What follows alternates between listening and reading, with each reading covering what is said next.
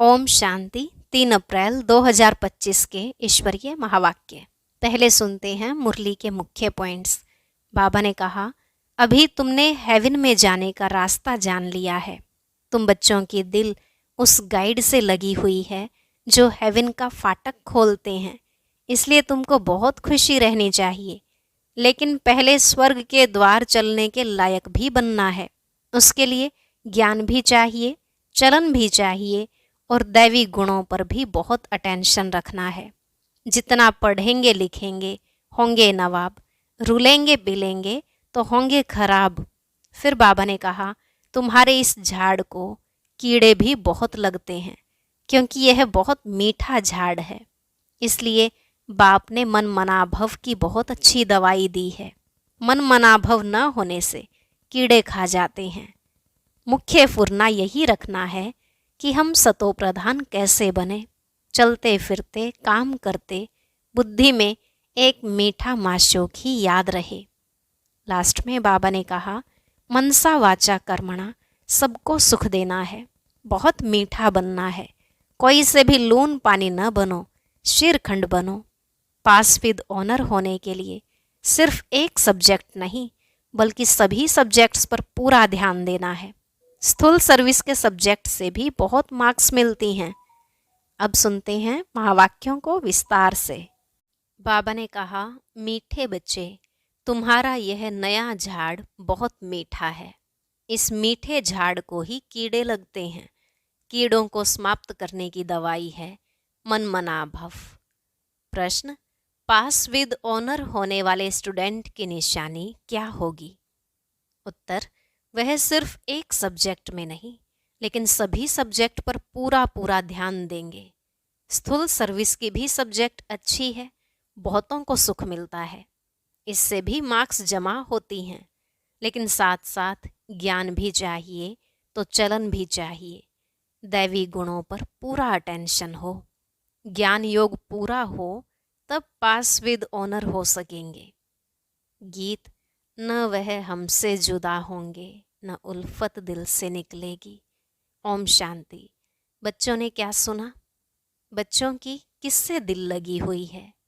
Guide से। Guide क्या दिखलाते हैं? स्वर्ग में जाने का गेट दिखलाते हैं। बच्चों को नाम भी दिया है, गेटवे टू हेवन।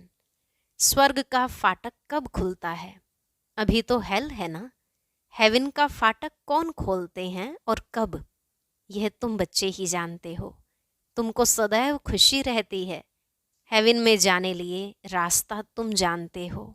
मेले प्रदर्शनी द्वारा तुम यह दिखलाते हो कि मनुष्य स्वर्ग के द्वार कैसे जा सकते हैं।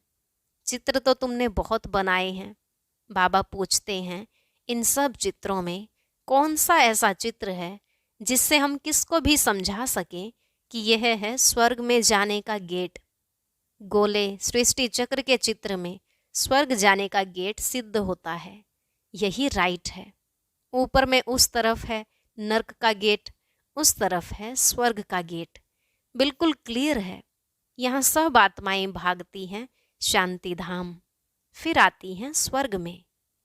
यह गेट है। सारे चक्र को भी गेट नहीं कहेंगे। ऊपर में जहाँ संगम दिखाया है वह है पूरा गेट, जिससे आत्माएं निकल जाती हैं, फिर नई दुनिया में आती हैं। बाकी सब शांति धाम में रहती हैं। कांटा दिखाता है, यह नर्क है, वह स्वर्ग है। सबसे अच्छा फर्स्ट क्लास समझाने का यह चित्र है। बिल्कुल क्लियर है, गेटवे टू हेवन। यह बुद्धि से समझने की बात है ना।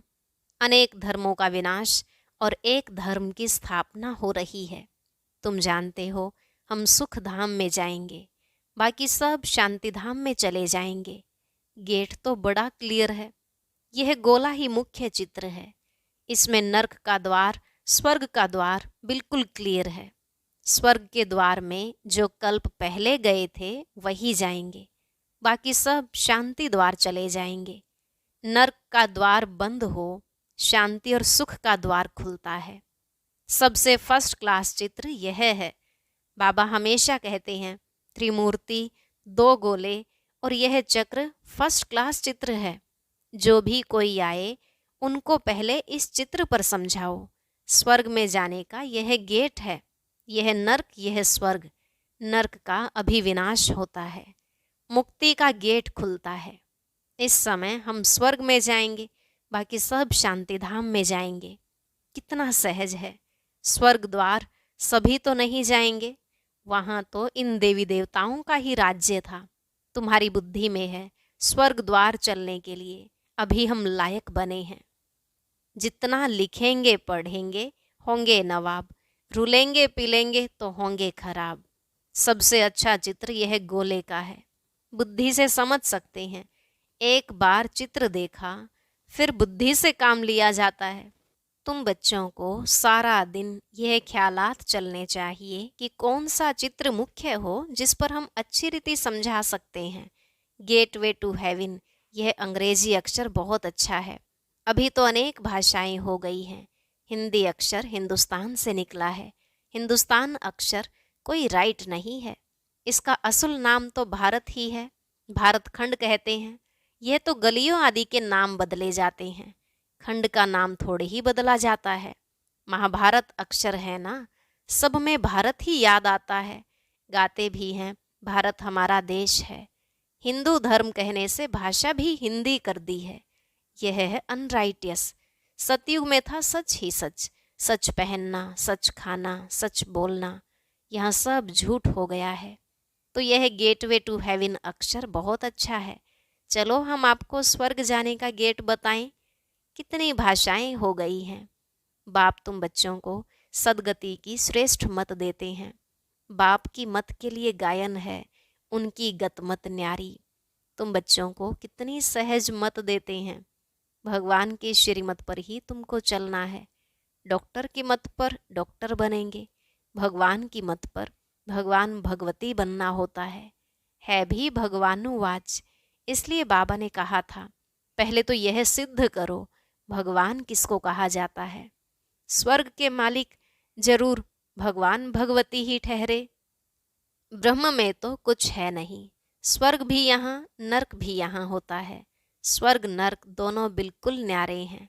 मनुष्यों की बुद्धि बिल्कुल तमोप्रधान हो गई है, कुछ भी समझते नहीं हैं। सतयुग को लाखों वर्ष दे दिया है, कलयुग के लिए कहते हैं 40,000 वर्ष पड़े हैं। बिल्कुल ही घोर अंधियारे में हैं। अभी तुम बच्चे जानते हो बाप हमको हेवन ले जाने के लिए ऐसा गुणवान बनाते हैं। मुख्य फुरना ही यह रखना है कि हम सतो प्रधान कैसे बने। बाप ने बताया है मामेकम याद करो, चलते फिरते काम करते बुद्धि में यह याद रहे। आशिक माशूक भी कर्म तो करते हैं ना, भक्ति में भी कर्म तो करते हैं ना, बुद्धि में उनकी याद रहती है। याद करने के लिए माला फेरते हैं। बाप भी घड़ी घड़ी कहते हैं मुझ बाप को याद करो। सर्वव्यापी कह देते तो फिर याद किसको करेंगे। बाप समझाते हैं तुम कितने नास्तिक बन गए हो, बाप को ही नहीं जानते हो। कहते भी हो ओ गॉड फादर, परंतु वह है कौन यह जरा भी पता नहीं है। आत्मा कहती है ओ गॉड फादर, परंतु आत्मा क्या है। आत्मा अलग है, उनको कहते हैं परमात्मा अर्थात सुप्रीम। ऊंचते ऊंच सुप्रीम सोल परमात्मा। एक भी मनुष्य नहीं जिसको अपनी आत्मा का ज्ञान हो। मैं आत्मा हूँ, यह शरीर है। दो चीज़ तो है ना, यह शरीर 5 तत्वों का बना हुआ है। आत्मा तो अविनाशी एक बिंदी है, वह क्या चीज़ से बनेगी। इतनी छोटी बिंदी है, साधु संत आदि कोई को पता नहीं। इसने तो बहुत गुरु किए, परंतु कोई ने यह नहीं सुनाया कि आत्मा क्या है, परमपिता परमात्मा क्या है। ऐसे नहीं सिर्फ परमात्मा को नहीं जानते, आत्मा को भी नहीं जानते। आत्मा को जान जाएं तो परमात्मा को फट से जान जाएं। बच्चा अपने को जाने और बाप को न जाने तो चल कैसे सकते। तुम तो अभी जानते हो आत्मा क्या है, कहाँ रहती है। डॉक्टर लोग भी इतना समझते हैं वह सूक्ष्म है, इन आँखों से देखी नहीं जाती। फिर शीशे में भी बंद करने से देख कैसे सकेंगे। दुनिया में तुम्हारे जैसी नॉलेज कोई को नहीं है। तुम जानते हो आत्मा बिंदी है, परमात्मा भी बिंदी है। बाकी हम आत्माएं पतित से पावन, पावन से पतित बनती हैं। वहाँ तो पतित आत्मा नहीं रहती है, वहाँ से सब पावन आते हैं, फिर पतित बनते हैं, फिर बाप आकर पावन बनाते हैं। यह बहुत ही सहजते सहज बात है। तुम जानते हो, हमारी आत्मा 84 का चक्र लगाए अब तमोप्रधान बन गई है। हम ही 84 जन्म लेते हैं, एक की बात नहीं है। बाप कहते हैं, मैं समझाता इनको हूँ, सुनते तुम हो। मैंने इनमें प्रवेश किया है, इनको सुनाता हूँ, तुम सुन लेते हो। यह है रथ। तो बाबा ने समझाया है, नाम रखना चाहिए गेटवे टू हेवन। परंतु इसमें भी समझाना पड़े कि सतयुग में जो देवी देवता धर्म था वह अब प्रायलोप है, कोई को पता नहीं है। क्रिश्चियन भी पहले सतोप्रधान थे, फिर पुनर्जन्म लेते लेते तमोप्रधान बनते हैं। झाड़ भी पुराना जरूर होता है। यह वैरायटी धर्मों का झाड़ है, झाड़ के हिसाब से, और सब धर्म वाले आते ही पीछे हैं। यह ड्रामा बना बनाया है। ऐसे थोड़े ही कोई को टर्न मिल जाएगा सतयुग में आने का, नहीं, यह तो अनादि खेल बना हुआ है। सतयुग में एक ही आदि सनातन प्राचीन देवी देवता धर्म था। अब तुम बच्चों की बुद्धि में है कि हम स्वर्ग में जा रहे हैं। आत्मा कहती है, हम तमोप्रधान हैं तो घर कैसे जाएंगे, स्वर्ग में कैसे जाएंगे। उसके लिए सतोप्रधान बनने की युक्ति भी बाप ने बतलाई है। बाप कहते हैं, मुझे ही पतित पावन कहते हैं। अपने को आत्मा समझ बाप को याद करो। भगवानुवाच लिखा हुआ है।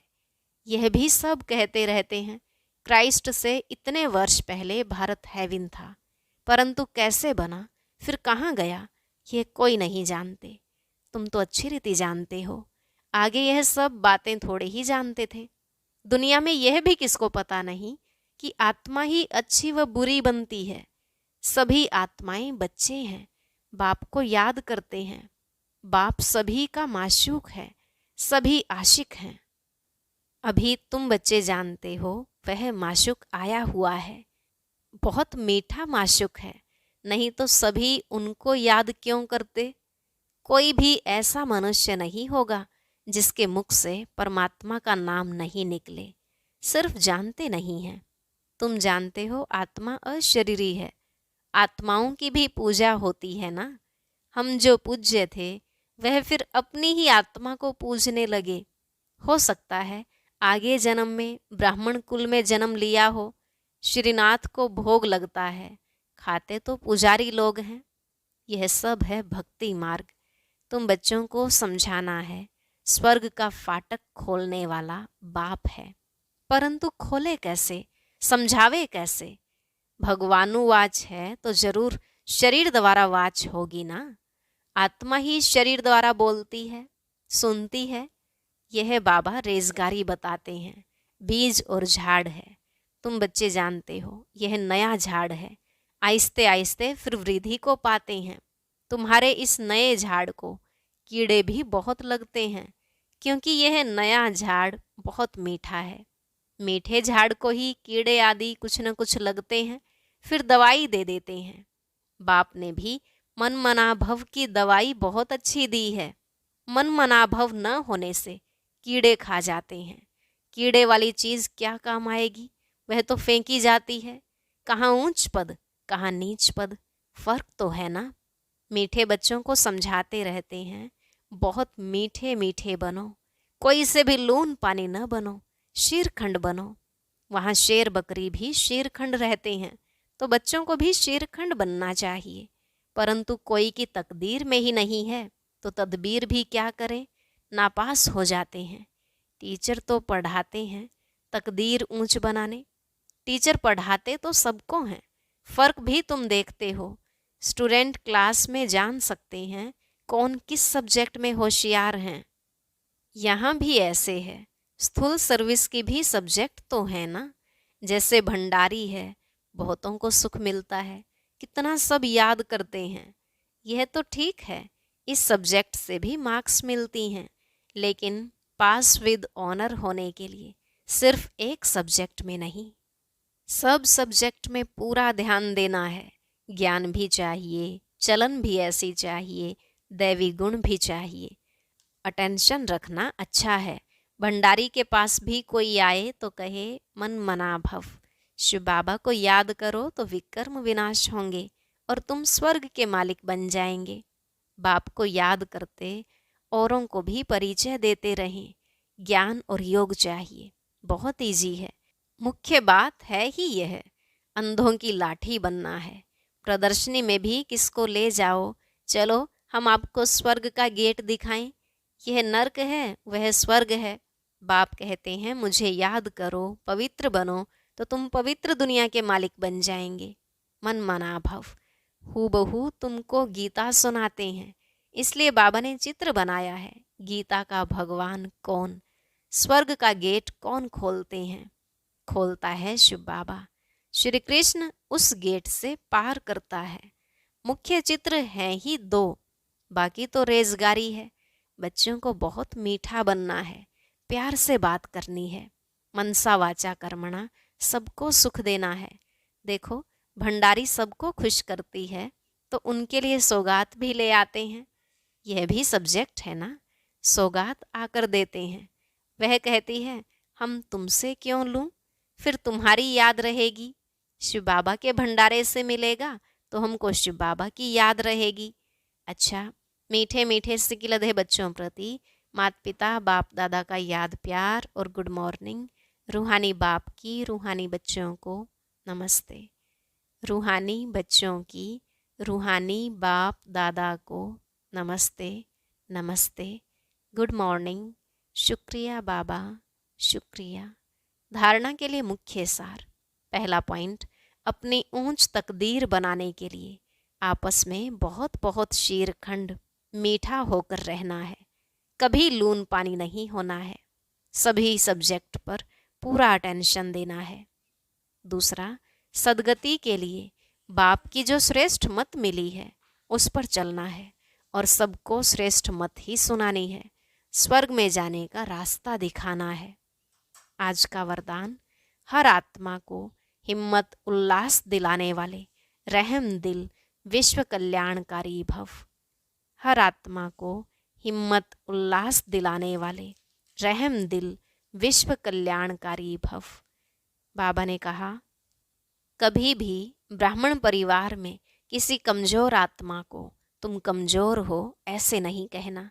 आप रहम दिल विश्व कल्याणकारी बच्चों के मुख से सदैव हर आत्मा के प्रति शुभ बोल निकलने चाहिए। दिल शिकस्त बनाने वाले नहीं। चाहे कोई कितना भी कमजोर हो, उसे इशारा या शिक्षा भी देनी हो तो पहले समर्थ बनाकर फिर शिक्षा दो। पहले धरनी पर हिम्मत और उत्साह का हल चलाओ, फिर बीज डालो तो सहज हर बीज का फल निकलेगा। इससे विश्व कल्याण की सेवा तीव्र हो जाएगी। स्लोगन, बाप की दुआएं लेते हुए सदा भरपूरता का अनुभव करो। बाप की दुआएं लेते हुए सदा भरपूरता का अनुभव करो। अव्यक्त इशारे कंबाइंड रूप की स्मृति से सदा विजयी बनो। सदा हर कर्म करते हुए अपने को कर्म योगी आत्मा अनुभव करो। कोई भी कर्म करते हुए याद भूल नहीं सकती। कर्म और योग दोनों कंबाइंड हो जाएं। जैसे कोई जुड़ी हुई चीज को अलग नहीं कर सकता, ऐसे कर्म योगी बनो। अच्छा, ओम शांति। अब सुनते हैं आज की अव्यक्त मुरली। इसके लिए ऊपर दिए गए बॉक्स पर क्लिक करें।